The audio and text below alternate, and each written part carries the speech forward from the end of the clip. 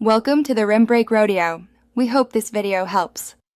You start by confirming the game registers Gowry as killed, otherwise you won't get post-kill drops. Once done, load the area with the fastest route and equip light gear to stay mobile. Make a manual save so you can reload if the thread doesn't spawn. You're now in position.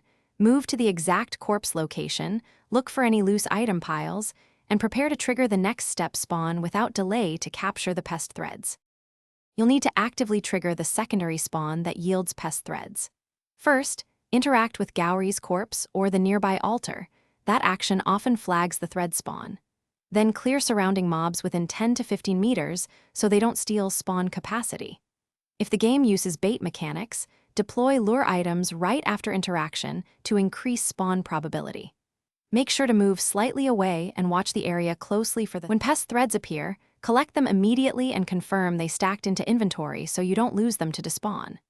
If they don't show up, reload the save you made and wait in a safe zone for 5 to 10 minutes, then repeat the trigger sequence. This clears temporary spawn locks. If the problem persists, document the exact steps, time, and save ID, and contact support or community forums so devs can reproduce and fix the bug. Thanks for watching. Consider subscribing if we helped you.